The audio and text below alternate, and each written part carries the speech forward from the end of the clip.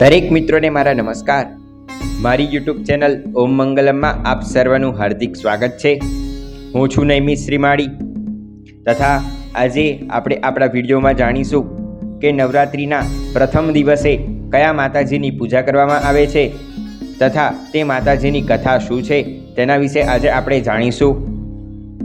નવરાત્રિ એટલે કે માતાજીની ભક્તિ આરાધનાનો પર્વ ગણવામાં આવે છે.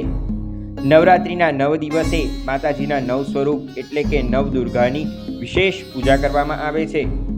નવદુર્ગાની પૂજા કરવાથી ભક્તને માતાજીનો આશીર્વાદ પ્રાપ્ત થાય છે અને આધ્યાત્મિક ઉન્નતિની પ્રાપ્તિ થાય છે અને જીવનના તમામ કષ્ટોમાંથી પણ મુક્તિ મળે છે. કહેવામાં આવે છે કે નવરાત્રિના 9 દિવસ મા દુર્ગાની ઉપાસના કરવાથી ઘરની અંદર સુખ સમૃદ્ધિની પ્રાપ્તિ થાય છે, મન શાંત થાય છે તથા માતાજીનો આશીર્વાદ દરેક પર બનેલો રહે છે. તો આજે આપણે જાણીશું કે નવરાત્રિના પ્રથમ દિવસે કયા માતાજીના સ્વરૂપની પૂજા થાય છે, નવદુર્ગાના કયા સ્વરૂપની પૂજા થાય છે તેના વિશે આજે આપણે જાણીશું તથા તેની કથા વિશે પણ આજે આપણે જાણીશું. તો આ વિડીયો જો તમને પસંદ આવે તો આ મારી ચેનલને સબસ્ક્રાઈબ કરજો, વિડીયોને લાઈક કરજો અને આ ચેનલને વધુને વધુ આગળ વધારજો. તો નવરાત્રિના પ્રથમ દિવસે નવદુર્ગાના પ્રથમ સ્વરૂપ માં શૈલપુત્રીની પૂજા કરવામાં આવે છે. નંદી ઉપર સવાર માતા શૈલપુત્રીની પૂજા કરવાથી સાધકનું મન સ્થિર થાય છે. તો ચાલો જાણીએ માં શૈલપુત્રીની કથા વિશે. નવરાત્રિના પ્રથમ દિવસે નવદુર્ગાના પ્રથમ સ્વરૂપ શૈલપુત્રી માતાજીની પૂજા કરવામાં આવે છે. ઘટસ્થાપન સાથે નવરાત્રિની પૂજા કરવામાં આવે છે. ઘટસ્થાપન કરવામાં આવે છે, કળશનું પૂજન કરવામાં આવે છે તથા ગરબાની સ્થાપના કરવામાં આવે છે અને પ્રથમ દિવસે મા શૈલપુત્રી માતાની પૂજા કરવામાં આવે છે. માતા શૈલપુત્રી એ પર્વતરાજ હિમાલયની પુત્રી છે. પર્વતમાંથી જન્મ થયો હોવાથી તેમનું નામ શૈલપુત્રી કહેવામાં આવ્યું છે.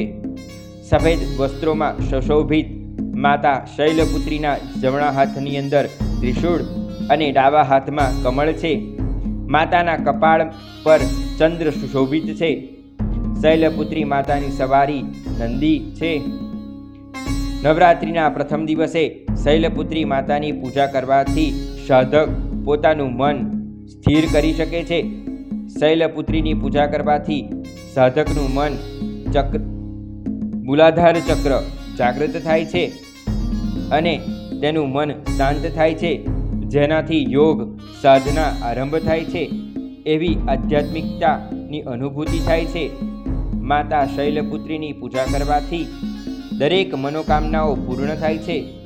ઉપરાંત જો માતા શૈલપુત્રીની પૂજા કરતી વખતે તમે ઉપવાસ કરી અને માતાજીની વાર્તા વાંચો છો તો વિશેષ ફળની પણ પ્રાપ્તિ થાય છે. તો હવે આપણે જાણીએ મા શૈલપુત્રીની કથા. તો પૌરાણિક કથા અનુસાર શૈલપુત્રી માતાનો પ્રથમ જન્મ કે એમના પહેલાનો જન્મ એ પ્રજાપતિ દક્ષના ઘરે માં સતી સ્વરૂપે થયો હતો. ત્યારે પ્રજાપતિ દક્ષ અને ભગવાન શિવને વેર હતું, એટલે કે એકબીજાને બનતું નહોતું.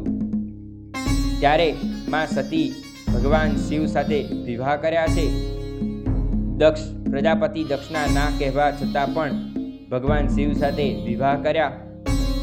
વિવાહ કરી માતા હિમાલયની અંદર ભગવાન શિવ સાથે રહે છે. પરંતુ દક્ષ પ્રજાપતિ દક્ષે ભગવાન શિવ સાથે અપમાનનો બદલો લેવા માટે પોતાના ઘરે યજ્ઞનું આયોજન કર્યું છે અને દરેક દેવોને બોલાવ્યા છે. પરંતુ તે સમયે ભગવાન શિવને આમંત્રણ આપવામાં આવ્યું નથી. ભગવાન શિવને આમંત્રણ ન આપતા માતાજી ઘણા ક્રોધે ભરાયા છે અને માતા ભગવાન શિવને કહે છે કે મારા પિતાના ઘરે યજ્ઞ છે તો હું તો જઈશ. આમ કહી ભગવાન શિવને મનાવે છે. ભગવાન શિવ માની જાય છે અને માતાને આજ્ઞા કરે છે કે તમે તમારા પિતાના ઘરે યજ્ઞમાં જાઓ પરંતુ મને આમંત્રણ નથી તો હું નહીં આવું. આમ કહી માતા પોતે પ્રજાપતિ દક્ષના ઘરે યજ્ઞમાં જાય છે. ત્યાં જઈ અને માતા જુએ છે તો પ્રજાપતિ દક્ષ ભગવાન શિવ વિશે કુવચન બોલે છે. આ વચનો સંભળાતા નથી.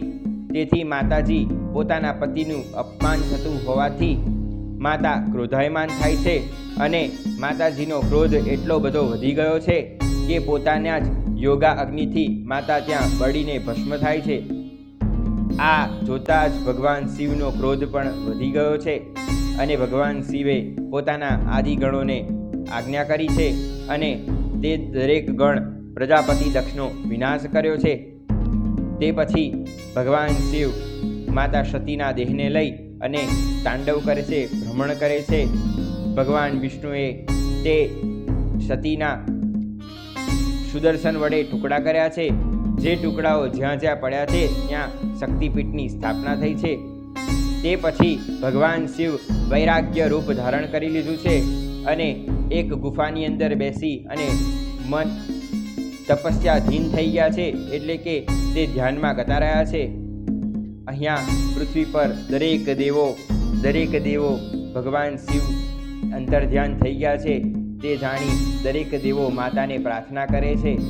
ત્યારે મા સતી દરેક દેવોને આશીર્વાદ આપે છે અને ફરી બીજો જન્મ હિમાલય રાજના ઘરે જન્મ લેવાનું નક્કી કરે છે. ત્યારે મા હિમાલય રાજના ઘરે જન્મ લે છે. ત્યારે તેમનું નામ શૈલપુત્રી તરીકે પાડવામાં આવે છે. ત્યારે માતા નંદી ઉપર અસવાર છે. આ રીતે મા શૈલપુત્રીની કથા છે. એ પછી માતાનું બીજું નામ પાર્વતી પણ કહેવામાં આવ્યું છે. પર્વતરાજ હિમાલયની પુત્રી હોવાથી તેમનું નામ પાર્વતી પણ કહેવામાં આવ્યું છે. આ રીતે મા શૈલપુત્રીની કથા છે. તે પછી ભગવાન શિવ સાથે તેમના વિવાહ થયા છે અને બંને જણા હિમાલયની અંદર બંને વાસ કરે છે. આ રીતે મા દુર્ગાનું પ્રથમ સ્વરૂપ એ મા શૈલપુત્રી તરીકે પૂજાય છે. નવરાત્રિના પ્રથમ નોરતે મા શૈલપુત્રીની પૂજા કરવામાં આવે છે. જે મા સફેદ વસ્ત્રો ધારણ કરે છે. સફેદ વસ્ત્ર એટલે કે સફેદ રંગ એ શાંતિનું પ્રતીક છે. તેથી માતા શાંતિનું પ્રતીક માનવામાં આવે છે. માતા દરેકના ઘરમાં શાંતિ પ્રદાન કરે છે. મા શૈલપુત્રીની પૂજા કરવાથી મન સ્થિર થાય છે અને આધ્યાત્મિકતાની અનુભૂતિ થાય છે. તેથી દરેક ભાવિક ભક્તોએ પ્રથમ નોરતે મા શૈલપુત્રીની પૂજા કરી માતાજીની આરાધના કરી અને માતાજીના આશીર્વાદ પ્રાપ્ત કરવા જોઈએ. નમસ્કાર. જો તમને આ મારો વિડીયો પસંદ આવ્યો હોય તો આ મારી ચેનલને સબસ્ક્રાઈબ કરજો, આ મારા વિડીયોને લાઈક કરજો તથા તમે આવા વિડીયો જાણવા માંગતા હોય તો કોમેન્ટ કરજો. તો એ વિષય ઉપર અમે વિડીયો બનાવી તમારા સુધી પહોંચાડીશું. નમસ્કાર.